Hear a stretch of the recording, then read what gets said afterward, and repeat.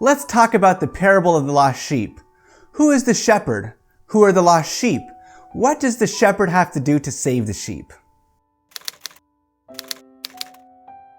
Before we get into the parable, let's talk about the sheep. Sheep are oftentimes considered dumb, although they are not really dumb creatures. The problem is that they are helpless and don't have much common sense. Sheep are helpless because they can't do anything to defend themselves. If a wolf comes to attack the sheep, what can they do? They don't have claws. They don't have sharp teeth. They can't run faster than the wolf. They are helpless. They must depend on an outside source to defend them. Have you ever seen a flock of sheep? Maybe you saw them on the side of a road while you were driving. Were they by themselves? Probably not. Who was with them? In most cases, when you see a large flock of sheep, you always see a shepherd and a sheepdog close by. The shepherd and the dog guide and protect the sheep. Without guidance and protection, the sheep would wander off, would get lost, and be unable to defend themselves from predators. In the first couple verses of Luke 15, the scribes and Pharisees started complaining because Jesus was talking and eating with publicans and sinners. But then Jesus answers them with one of his most famous parables. Let's read Luke 15, 4-7 together. What man of you, having 100 sheep, if he lose one of them, doth not leave the 99 in the wilderness, and go after that which is lost, until he find it? And when he hath found it, he layeth it on his shoulders, rejoicing. And when he cometh home, he calleth together all his friends and neighbours, saying, Rejoice with me, for I have found my sheep which was lost. I say unto you that likewise there shall be joy in heaven over one sinner that repenteth, more than over 99 just persons which need no repentance. So firstly, who is the shepherd? In John 10:11, Jesus says, I am the good shepherd. The good shepherd giveth his life for the sheep. And then in Mark 7:24, Jesus says that he is sent to the lost sheep of the house of Israel. So Christ is the shepherd. Who are the lost sheep? Or who is the lost sheep?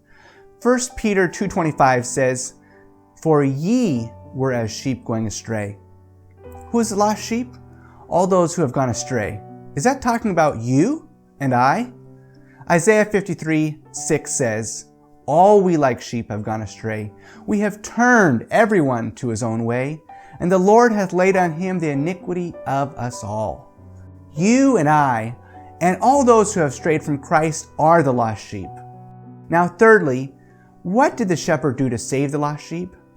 We read in the parable that he left the 99 and went after that which was lost, until he found it. Christ left all of heaven to seek and save us. You and I are the ones who are lost. The book Christ's Object Lesson says, no sooner does the sheep go astray than the shepherd is filled with grief and anxiety. He counts and recounts the flock. When he is sure that one sheep is lost, he slumbers not. He leaves the 99 with the fold and goes in search of the straying sheep. The darker and the more tempestuous the night, and the more perilous the way, the greater is the shepherd's anxiety and the more earnest his search. He makes every effort to find that one lost sheep. The third and fourth verse of the song, There Were 99, says some beautiful words. It says, But none of the ransom ever knew how deep were the waters crossed, nor how dark was the night which the Lord passed through, ere he found his sheep that was lost. Out in the desert he heard its cry, sick and helpless and ready to die. Lord, whence are those blood drops? All the way that mark out the mountain's track? They were shed for one who has gone astray, ere the shepherd could bring him back. Lord, whence are thy hands so rent and torn? They are pierced tonight with many a thorn. They are pierced tonight with many a thorn. But at last, with relief, the shepherd hears the faint cry of his sheep in the distance. Following the sound, he climbs to the steepest height. He goes to the very edge of the precipice at the risk of his own life. Thus he searches, while the cry grows fainter and fainter and tells him that his sheep is ready to die. At last his effort is rewarded. The lost is found. What does the shepherd do when he finds the lost sheep? He doesn't punish, reprimand, or beat the lost sheep. When God saves me and you, He doesn't want to punish us for getting lost. He doesn't even make us walk home to the fold. What did Christ do when He found us? Luke 15:5 says, "And when He hath found it, He layeth it on His shoulders rejoicing." What does it mean that the shepherd laid the sheep on His shoulders? What do you have to do to put something on your shoulders? You have to pick it up. Christ picked us up from our misery and from our sin. He lifted us and He put us on His shoulders. Christ went after us when we were lost. And when He found us, He picked us up, put us on His shoulders where we would be close to Him, protected and safe from danger. Christ did this rejoicing, and then He carried us home. The fourth question is, what happens when the lost sheep is brought back to the fold? What happened when we are brought home? When the straying sheep is at last brought home, the shepherd's gratitude finds expression in melodious songs and rejoicing. He calls upon his friends and neighbors, saying unto them, "Rejoice with me, for I have found my sheep which was lost." So when a wanderer is found by the great shepherd of the sheep, heaven and earth unite in thanksgiving and rejoicing. In the parable, the shepherd goes out to search for one sheep, the very least that can be numbered. So even if only one person was lost, one soul, Christ would have died for that one.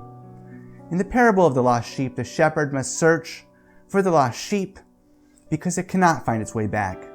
And guess what? It's the same with us. When we get lost, we cannot find our way back. But the problem is that we think we can. We think we can do it. If I just try a little harder, I can do it. But it's impossible. I tell you from personal experience. Others can tell you. Bible stories can confirm it. We need the divine love of God to save us. Thank God He has presented to our imagination no picture of a sorrowful shepherd returning without the sheep. The parable does not speak of failure, but of success and joy in the recovery. Here's the divine guarantee that everyone who will submit to be ransomed, Christ will rescue from the pit of corruption and from the briars of sin. Not only does lost sheep represent sinners who have gone astray, but it also represents our world. Jesus left all of heaven and everything over which He rules to come to this little fallen world, or the one lost sheep. Christ, the loved commander in the heavenly courts, stooped from His high estate, laid aside the glory that He had with the Father in order to save the one lost world. Seeing that Christ left all to save us, will you leave all to follow Him? Will you allow Him to find you wherever you are, pick you up, and put you on His shoulders? Jesus wants to bring you home. Will you let Him? If you do, Luke 15:7 says, "There is joy in heaven over one sinner